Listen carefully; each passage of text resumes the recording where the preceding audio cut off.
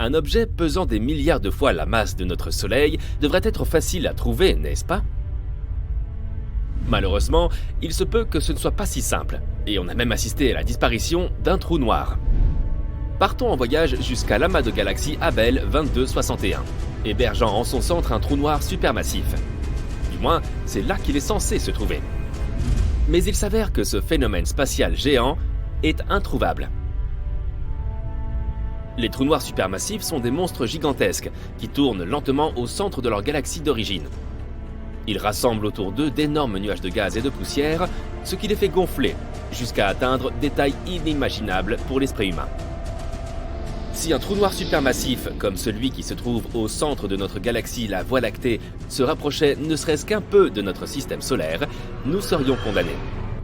La distance entre cet objet énorme et la Terre pourrait être de plusieurs dizaines d'années-lumière, et pourtant, il ferait des ravages sur notre planète.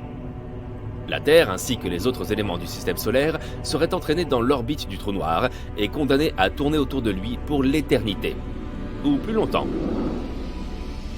C'est donc une bonne chose que de tels trous noirs restent loin de nous, en tout cas pour l'instant.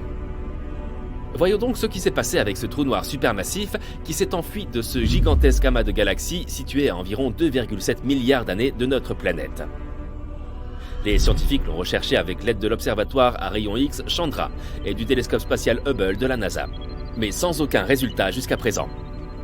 Le principal problème pour trouver un trou noir, c'est qu'il est, noir. Et l'espace est, tu l'as deviné, noir aussi. Il n'y a donc aucun contraste qui pourrait aider les astronomes à repérer le trou.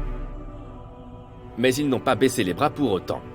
Après tout, ils disposent de nombreuses autres technologies pour trouver les trous noirs, petits et grands, dans l'immensité de l'espace. Certaines de ces méthodes consistent à observer les étoiles en orbite autour des trous noirs. Parfois, c'est un faible signal d'onde gravitationnelle qui se produit lorsque deux trous noirs entrent en collision. Mais la technique la plus fiable consiste à observer les poussières et les gaz qui tombent. Le fait est que les trous noirs sont des objets spatiaux, dotés d'une gravité démentielle. Les régions de l'espace qui les entourent sont donc généralement un peu chaotiques. Le gaz et la poussière sont entraînés dans l'abîme sans fond, se compriment et s'échauffent. Ce faisant, ils libèrent un flot de rayons X. Les astronomes recherchent donc des sources très brillantes de rayons X dans l'univers. Il y a de fortes chances qu'il s'agisse des derniers soupirs d'amas de matière géants avant qu'ils ne disparaissent dans un trou noir. Alors, pourquoi les scientifiques ne trouvent-ils pas de telles signatures de rayons X laissées par le trou noir d'Abell 2261 ? L'un des aspects les plus mystérieux de sa disparition est que les radiotélescopes ont repéré certains signes de panache massif de matière surchauffée, projetés à un moment donné au cours des 50 derniers millions d'années. Ces panaches ont très probablement été provoqués par un grand trou noir, qui est aujourd'hui introuvable. Pour l'instant, on ne peut faire que des suppositions. Peut-être que deux trous noirs de taille moyenne sont entrés en collision, poussant le géant nouvellement fusionné hors du centre de la galaxie. Les observations des étoiles de cette galaxie ont montré un amas de matière dense à quelques milliers d'années-lumière du cœur de la galaxie. Il s'agit peut-être du trou noir en fuite. Mais malheureusement, aucun signal de rayon X ne provient de cet amas. Il se peut aussi que le trou soit toujours là, à sa place. Mais il serait en quelque sorte en train de dormir. S'il n'est pas alimenté en gaz et en poussière, il n'a rien pour se nourrir. Par conséquent, il ne peut pas émettre un flot de rayons X. Mais là encore, l'explication ne pas déranger trou noir en train de dormir n'est pas très satisfaisante. Pourquoi ne reçoit-il pas sa nourriture spatiale ? Que s'est-il passé il y a 50 millions d'années ? Quel est cet amas de matière qui s'éloigne à toute vitesse du centre de la galaxie ? Autant de questions sans réponse pour l'instant. Au moins, on sait plus ou moins à quoi ressemblent les trous noirs. Ce qu'on voit est en fait l'ombre de l'horizon des événements d'un trou noir, visible sur la matière incandescente surchauffée qui tombe à l'intérieur du trou. La toute première photo électronique d'un trou noir est apparue en 2019. Mais les données permettant de la créer ont été collectées en 2017. Et il a fallu 2 ans à une équipe internationale composée de plus de 200 astronomes pour assembler l'image. On peut admirer cet étonnant phénomène spatial grâce à un vaste réseau mondial de télescopes, appelé Event Horizon Telescope Collaboration, ou simplement EHT. Pourquoi un tel nom ? C'est que l'horizon des événements est un point de non-retour à la périphérie d'un trou noir. Une fois que quelque chose, par exemple de la matière, des radiations ou de la lumière atteint cette limite, il n'y a plus aucun moyen pour elle d'échapper aux griffes du trou noir. Quoi qu'il en soit, pour capturer la toute première image d'un trou noir, les scientifiques ont créé un télescope virtuel, qui s'est avéré aussi grand que notre planète, en combinant la puissance de 8 puissants radiotélescopes. Ce n'était pas une mince affaire. Les chercheurs ont dû pointer simultanément les télescopes dans un ordre méticuleusement planifié à l'aide d'horloges atomiques précises réglées sur chaque télescope. De plus, pour réduire au minimum les risques de pluie et de mauvais temps, ils ont construit ces télescopes dans des régions très arides, comme le désert d'Atacama au Chili et le pôle Sud. Chaque jour d'observation, le télescope recueille environ 350 téraoctets de données. C'est 10 fois la quantité de données collectées chaque jour par le Grand Collisionneur de Hadron. Mais parlons un peu plus des trous noirs eux-mêmes. Il existe des trous noirs stellaires, plus petits mais encore plus dangereux que leurs pairs supermassifs. Ils apparaissent lorsque des étoiles qui n'ont plus rien à manger s'effondrent sur elles-mêmes. Si une étoile était assez grosse, elle se comprime toujours plus et voilà. Un petit trou noir stellaire apparaît. En dépit de son nom trompeur, il est toujours 5 à plusieurs dizaines de fois plus lourd que le Soleil. Contrairement à leurs cousins massifs, les hypothétiques mini-trous noirs pourraient être vraiment minuscules, pas plus gros qu'un atome. Même dans ce cas, un seul de ces minuscules trous noirs aurait la taille d'un millier de SUV. Selon une théorie, des tonnes de micro-trous noirs auraient pu être créés juste après le Big Bang et le début de l'univers. Certains scientifiques vont même jusqu'à dire que 2 mini-trous noirs traversent notre planète chaque jour. Il existe un trou noir supermassif en plein milieu de notre galaxie, la Voie lactée. Il s'appelle Sagittarius A étoile, et il est 4,3 millions de fois plus lourd que le Soleil. Et non, nous ne serons pas attirés par ce trou. Il se trouve à plus de 26 000 années-lumière de la Terre, trop loin pour avoir une quelconque influence sur notre planète. Toutefois, les astronomes ont récemment découvert que ce trou noir supermassif pourrait avoir des fuites. Si c'est vrai, cela signifie probablement que Sagittarius A étoile n'est pas un géant endormi, comme on le pensait auparavant. Il est peut-être encore actif, et les fuites enregistrées par les scientifiques pourraient être dues au fait que le trou noir hoquette en avalant des nuages de gaz. Si tu te trouves un jour près d'un trou noir, prépare-toi à ce que le temps ralentisse considérablement. Cela peut te convenir si tu n'es pas impatient de vieillir, mais ne te laisse pas entraîner au-delà du point de non-retour. Un autre danger lié à la présence d'un trou noir est qu'il se comporte comme un énorme volcan galactique. De temps en temps, les trous noirs s'enflamment. Mais au lieu de cracher de la lave, ils produisent d'énormes quantités d'énergie. Et cela crée des trous béants dans la matière et le gaz environnant. Il y a peu, des scientifiques ont découvert l'un des plus grands cratères de l'univers. Les radiotélescopes et les télescopes à rayons X ont détecté un trou noir supermassif qui a piqué une colère il y a très longtemps. Cela s'est produit dans un amas de galaxies situé à environ 390 millions d'années-lumière de la Terre. Le cratère laissé derrière lui, qui était en fait un trou creusé dans le gaz chaud de l'amas, pourrait contenir 15 fois la Voie lactée.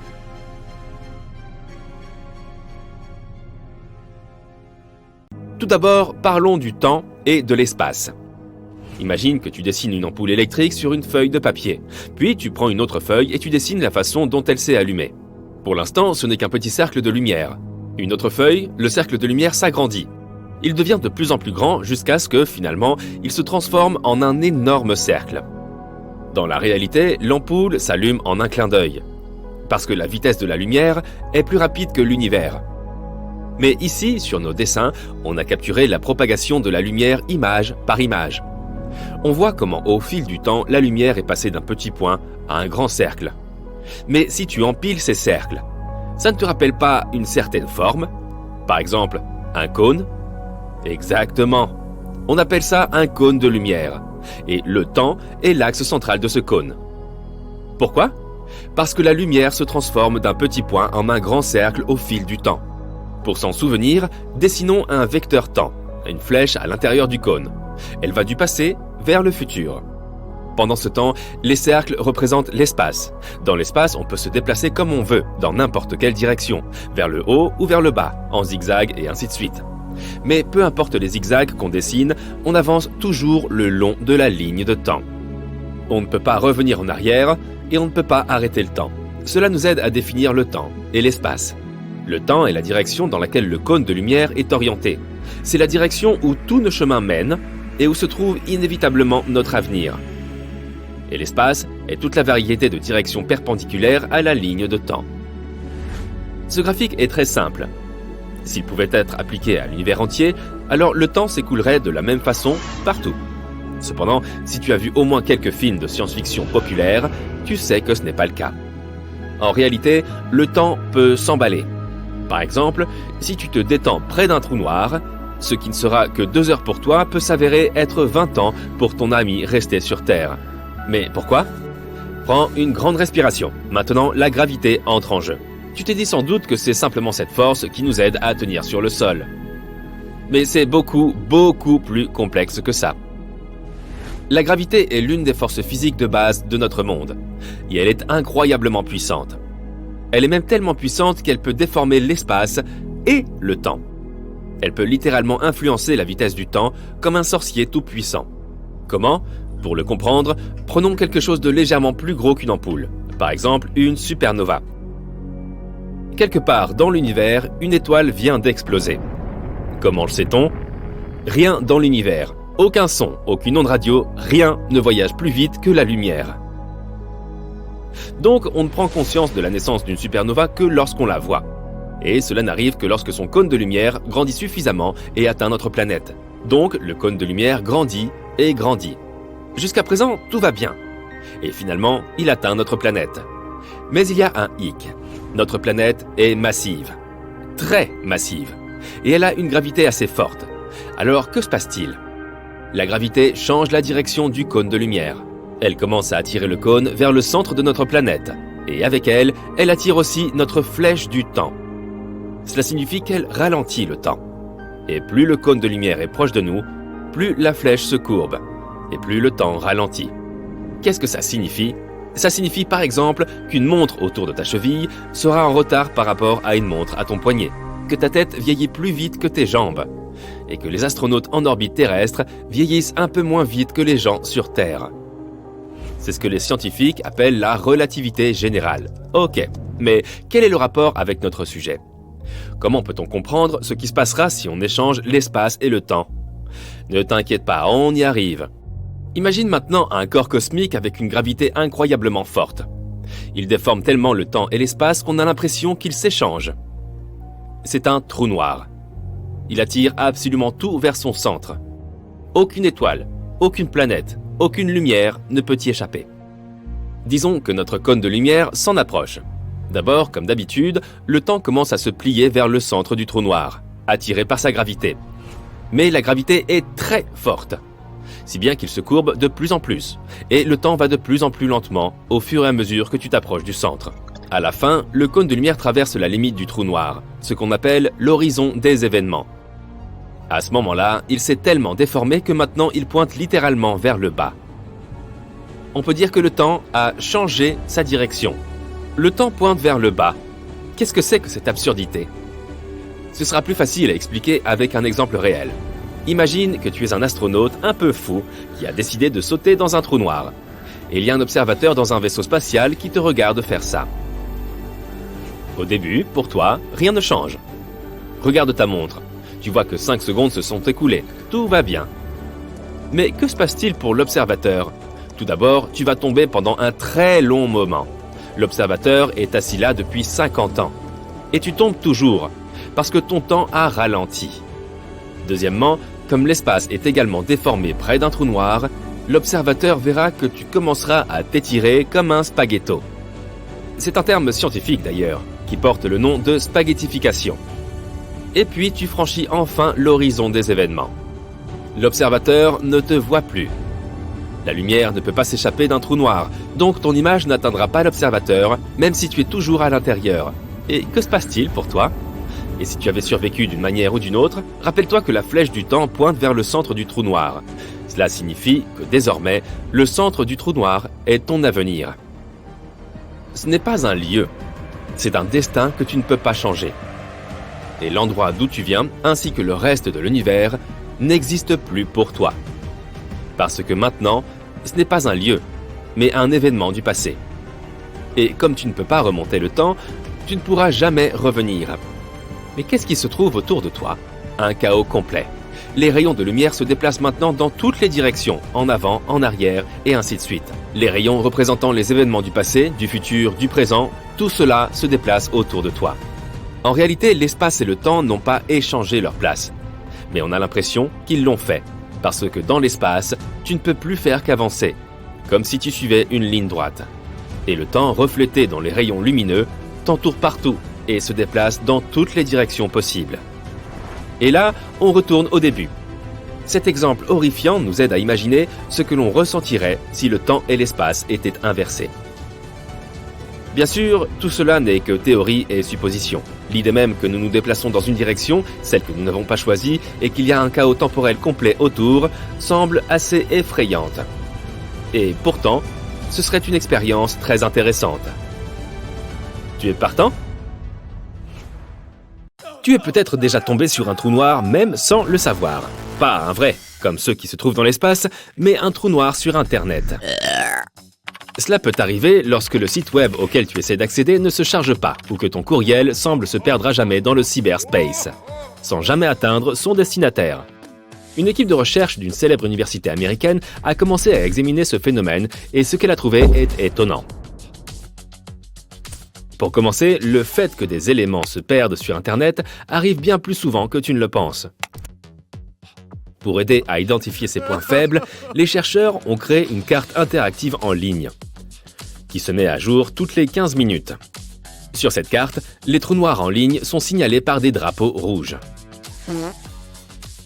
Si ton message ne parvient pas à ton ami alors que vous vous envoyez des courriels, c'est peut-être parce que ton réseau sans fil présente une défaillance quelconque, ou parce qu'un serveur spécifique est momentanément en panne. Ce sont les cas simples et explicables. D'autres sont plus mystérieux et plus difficiles à reconstituer. En ce moment précis, beaucoup de messages sur toute la planète sont perdus dans des trous noirs en ligne.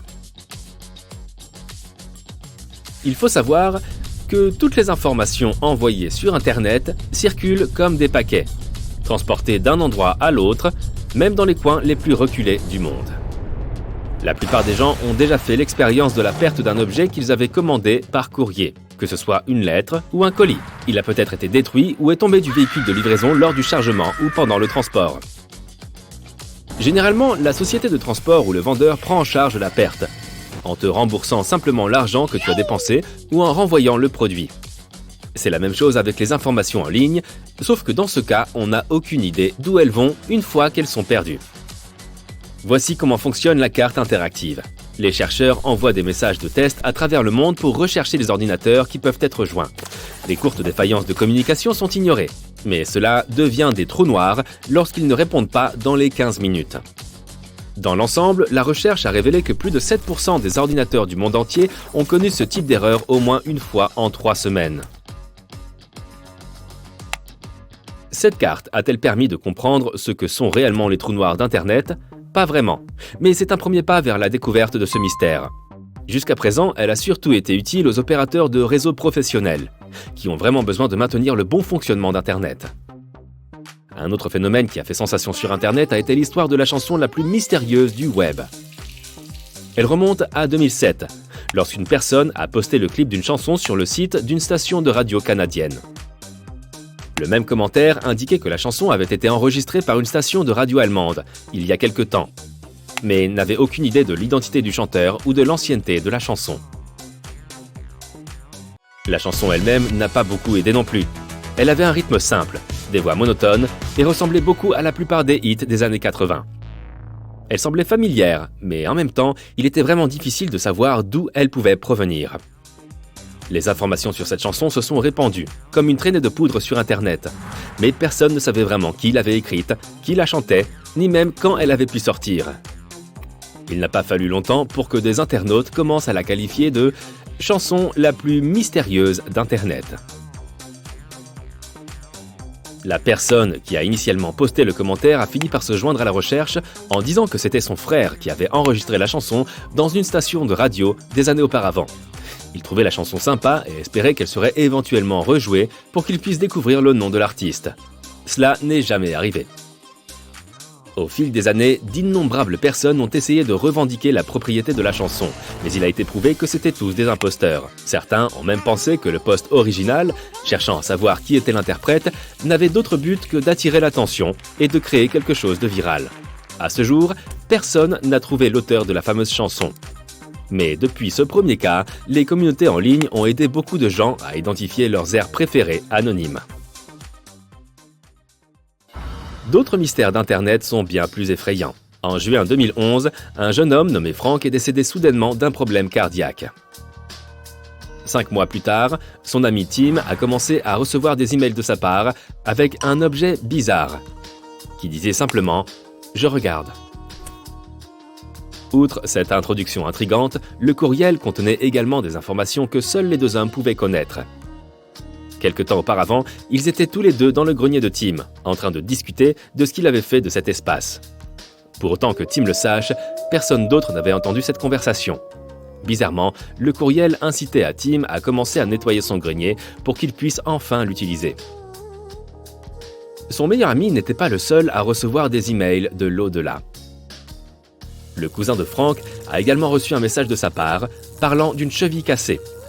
Étonnamment, son cousin s'était effectivement blessé à la jambe une semaine avant de recevoir l'email. À ce jour, personne ne sait qui a envoyé ces emails. Pour autant que ses amis et sa famille le sachent, personne n'a eu accès à l'ordinateur ou au mot de passe de Frank. La plupart d'entre eux ne croyaient pas non plus que son compte ait pu être piraté. Si tu es un fan des affaires non résolues sur Internet, tu as sûrement entendu le nom de John Titor. Tout a commencé en 2000. Lorsqu'un internaute sous ce nom a commencé à poster des informations sur Internet, affirmant qu'il était un voyageur du temps. Il a prétendu venir du futur et a poursuivi en faisant quelques prédictions sur l'avenir. Pour commencer, John Titor a dit qu'il était un soldat venu tout droit de l'année 2036.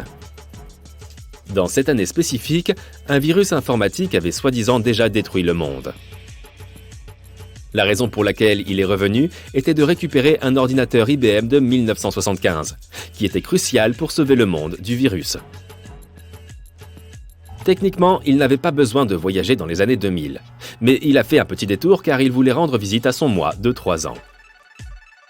Pendant 2 mois, cet utilisateur a répondu à toutes les questions que les gens lui ont posées, décrivant l'avenir de manière très énigmatique. Il a toujours pris soin d'ajouter un avertissement aux informations qu'il a fournies, en précisant que les réalités alternatives existaient et que son interprétation de l'avenir n'était peut-être pas celle qui allait se produire. La question la plus évidente que les gens ont posée est la suivante. Comment Titor a-t-il réussi à voyager dans le temps ? Dans ses nombreuses réponses en ligne, il a donné aux gens une série de spécifications techniques sur la façon dont le voyage dans le temps finissait par fonctionner dans le futur. Il a également fourni des algorithmes complexes et même des photos de la machine. Les photos étaient cependant de très mauvaise qualité. Les appareils photo étaient-ils de si mauvaise qualité dans le futur ? Difficile à croire. À un certain moment de son existence en ligne, John Titor a tout simplement cessé de poster. Ses adeptes ont rapidement supposé qu'il avait peut-être terminé sa mission et qu'il devait retourner dans le futur pour sauver l'humanité. Après sa disparition des forums, de nombreuses personnes ont prétendu savoir ce qui se cachait derrière cette histoire. Un journaliste a même été contacté par 2 personnes différentes, prétendant être John lui-même. Toutes 2 étaient un peu vexées de ne pas avoir été contactées en premier lieu pour une interview. L'histoire la plus étrange de toutes est probablement celle d'une femme qui prétend avoir été la petite amie de John Titor lorsqu'il a voyagé en 1975. Leur relation aurait prétendument donné naissance à un garçon qui, si on y réfléchit, est techniquement né avant son père. La plupart des choses que John Titor a prédites ne se sont pas produites. Alors, pourquoi son histoire est-elle devenue si populaire ? Par pure chance, diraient certains. Internet est rempli de toutes sortes d'histoires étranges, de mystères et de canulars. Certaines d'entre elles attirent suffisamment l'attention pour se répandre rapidement sur Internet, même s'il n'y a aucune preuve. Seulement, certaines personnes y croient.